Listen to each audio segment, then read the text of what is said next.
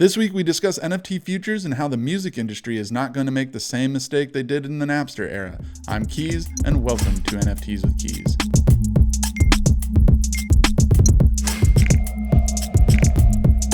We're going to talk about NFT futures.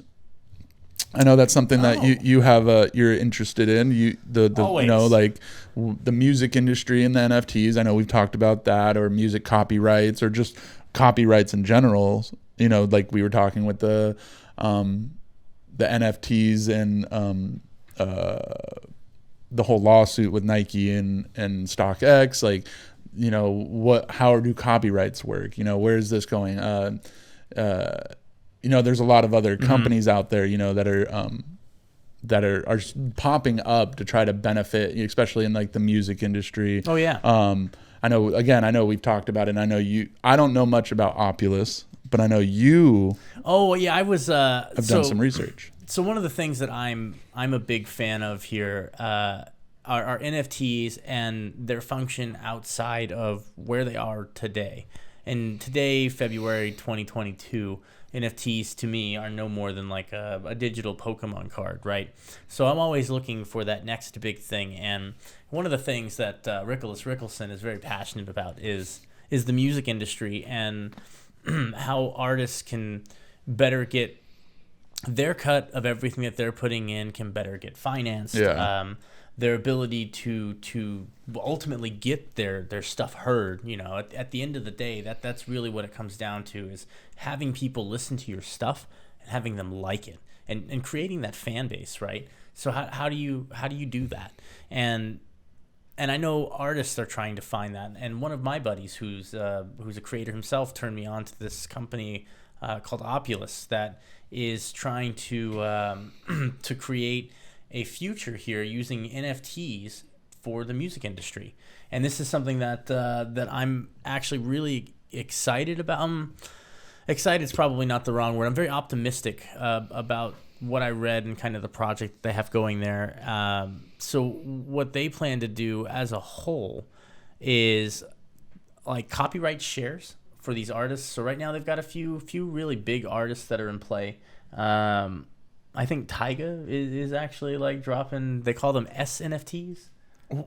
Why? Hey man, stop putting characters or whatever. I'm so upset. Like, I know we have some Cardano fans out there.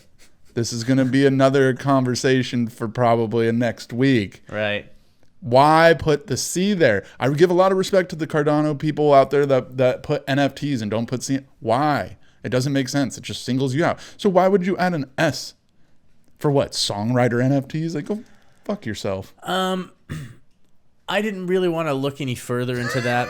and if I'm being candid here with you, like, if I had to just pick something off the top of my head, I would say to differentiate between the Pokemon cards that are there now. So, like in this case, I'm okay with the SNFT. You know, I'm not okay with it. You really need to drop that. Yeah, like, I mean, I get it. You want to differentiate, like, but if you're going to say, oh, differentiate between, you know, the collectible NFTs and, you know, music contract NFTs, it's like, no, like, they're still NFTs. Like, yeah, it's just different utility. It's like, if that was the argument, I would say CNFTs have more of because it's a different blockchain, but that doesn't, you know, no, like, but that's a whole different other topic. But yeah, I don't know. That just kind of bugs me. But I do like what, you know, that the music industry is like. I know I've said this before, but is learned from the digital era with the Napsters. Oh yeah, don't like, get left behind. Yeah, because it'll eat you alive. Yeah, and I think that was a big, you know, wake up call to a lot of industries in general, not just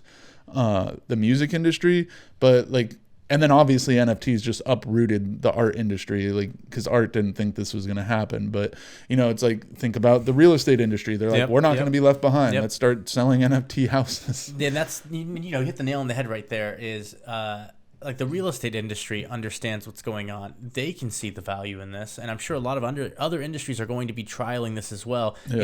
Is it clean right now? Absolutely not. They're dirty attempts, and they're kind of brute forcing their way to make it happen, but it's happening. And these are iteration I'm almost tempted to call these like iteration zeros. Like these are 0-day attempts. Now we're going to start getting development, and we're going to see that development. And this NFT future thing that we're doing right now, these NFTs and Opulus, this is another way of going forward. So instead of like offering songs up as NFTs and stuff like that, which is currently being done. I see like albums. Look at Whitney Houston. We just did a whole thing, on songs being sold as NFTs. But this is a bit different. So what these guys are going to do is you're going to be getting copyright shares. So you're going to invest in a token that is going to be representative of, let's say, this song that Tyga put out, or insert X artist here that works with them. And because you own however many of these tokens, you're going to be getting a percentage of however much this song is played on any of these platforms that associate with Opulus. So to give you an idea, if someone like Chance the Rapper put a song out, and that song was a huge hit, and you purchased a lot of these copyright shares, essentially, of these tokens for that song that Chance the Rapper put out, right? Every time it's played, you're getting like a royalty payment. You're getting a percentage of that payment based on how much you hold. And that's how you're making money. Okay, right? So what you're basically saying is the artist is going to hold, let's say there's 1,000 for one song, and they hold 900 of them. That would mean when the song gets played, they're making 90% of the royalty or whatever. So the artist is making their money directly. They're getting all of this from what you guys are paying, as well as these tokens that the artists have. They are used in DeFi loans. So like that money is making money through liquidity pools and such for the artist. And it allows for quick loans for the artist to get, so like they can tap into this money immediately. I like that aspect of them being able to work. Well, and this is really, and obviously, like you mentioned Chance the Rapper, he's involved in this. Yeah, he's a advisor. A lot of really cool advisors. Which makes sense though, because he's one of the biggest, if self-made. Yeah, he's not with a label or anything like that. It's all just him. So that makes sense, because it's probably really hard for someone starting out that doesn't want to go, that's an independent artist, to get a loan to go start doing stuff like music, because it's like, okay, you're a nobody rapper.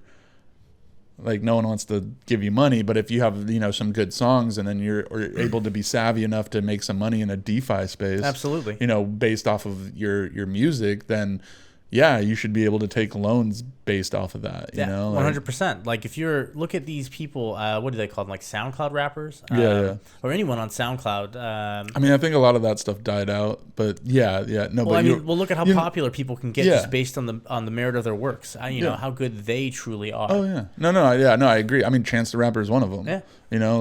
There's plenty. Tech Nine too is an independent artist. And no idea who that is, but I'm sure they're probably good. You know who he is. Yeah, I almost can guarantee. I know you've heard a Tech Nine song. He's been around since like '90s. Oh, you'd think so, but my love of NSYNC, Backstreet Boys, and Britney Spears just takes the cake, man. That's true. Honestly, I love the '90s. Yeah. Clearly not enough. But the wrong part of the '90s. Yeah, so. Right. But yeah, so I do think that's really cool that they're creating because it's like a void, kind of like with war or something, or a dictator. Once that's out, there's a void to fill, and it's like, what fills that void? Right now, there's voids that are being created because of this technology's emerging and just coming out and just being here in the forefront of everyone. And and people are starting to realize, like, oh, I can just basically print money now. What's stopping these artists from doing what's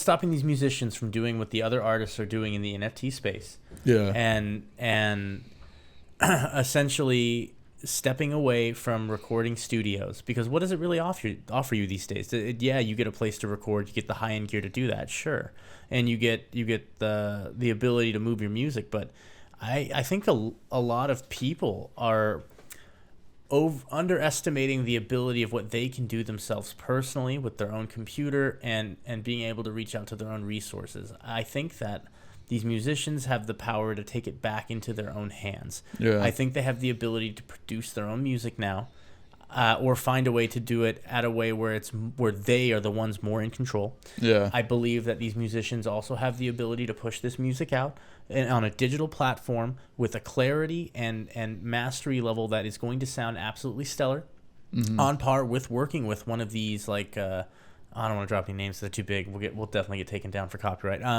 But some of these larger music industries, I think these musicians can put their music out there themselves. Yeah. And make it an NFT so that they're making money off of this. And I think we'll do it. I think we as consumers will buy them. Yeah. And I think we'll do it knowing we're supporting the artist directly. And I think we'll do it out of spite as well to a lot of these bigger companies, just as a big FU, you know what I mean? Big middle finger to them.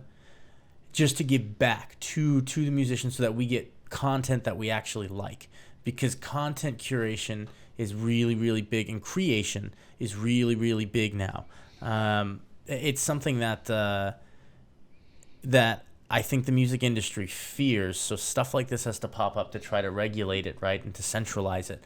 Yeah. Because if you give it out to the masses, we're definitely going to see who, like, the biggest artists are and stuff like that. But I think musicians have more access to things now than they did before. Oh, 100%. And I think you're going to see the music industry shaking very heavily, and all it's going to take are maybe like 10 artists, 10 of the most major artists. It just to make need that like switch. a Beyonce or someone like that. If you brought the whole Beehive? Yeah, like someone like that to do something like this. And if she did it, Jay-Z would have to follow. Oh, no, he's probably contractually obligated to never do that. Sorry, Jay-Z. You got 98 problems now. No, because like he owns Rock Nation and all that stuff. I have no idea what any of that is. Dude, does he? Is Jay-Z that powerful? Yeah. Oh. He's one of the most powerful men in music. Oh. I love you, Jay-Z. Yeah. Also, everyone a part of the Beehive, I love you too, because I am not angering the Beehive. Or like BTS too. Like if they did it, oh my God. Never mind. Isn't the Korean pop group, K-pop group, BTS? Oh yeah, no, I don't mess with them either. Yeah, I don't know anything about them. I don't know who they are, but those fans. They're insane. Yeah, and they're like squirrels. They come in numbers, large numbers. I don't mess with BTS either. Sorry, guys. Yeah. But anyways, I think that's going to do it for us today. So thank you for tuning in. Thank you, Rick, for being here. Also, again, don't forget to like, subscribe, ring the bell, comment below. Go hit us up on Twitter. You can find me at NFTs with Keys, and also my buddies over at Argyros Crypto. Go follow them, and that's it. Deuces. This is what you want to say. I wanted to, but I didn't. I can't wait to Keys Coon. Keys Coon. We're gonna make little anime character Keys Coon. Stop that. Vegetables. Here I come from the west side.